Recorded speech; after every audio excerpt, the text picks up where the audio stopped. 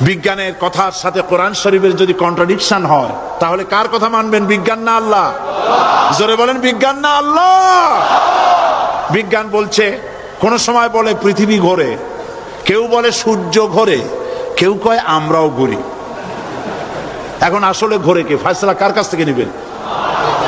আল্লাহ রাব্বুল আলামিন কোরআন শরীফের ভিতরে বলেছেন, লাশ-শামসু ইয়ামবাগি লাহা আন তুদরিকাল কামারা ওয়ালাল লাইলু সাবিকুন নাহার ওয়া কুল্লুন ফি ফালাকি ইয়াসবাহুন।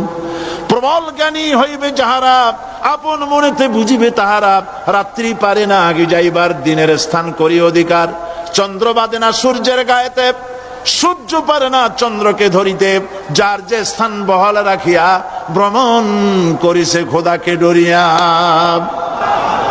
একটি নির্ধারিত সময় সীমা পর্যন্ত আপন আপন কক্ষপথে সব দৌড়াদৌড়ি করবে, কারো সাথে অ্যাক্সিডেন্ট হবে না কারো। ওয়াকুল্লুন ফি ফালাকি ইয়াসবাহুন, যা আছে মহাশূন্যে সব ঘুরতেছে। কে বলে? বলেন সবাই, কে বলছে? কোন সূরা? সূরা ইয়াসিন। আবার শুনুন, আল্লাহ পাক ফয়সালা দিচ্ছেন, ঘোরে কেডা?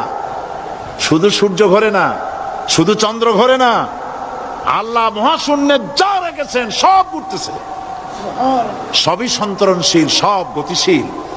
সুতরাং ফয়সালা তো আল্লাহর কাছ থেকে নিতে হবে। পৃথিবী সৃষ্টি করেছেন, মানব গোষ্ঠী সৃষ্টি করেছেন এবং মানুষের প্রয়োজন মিটিয়েছেন।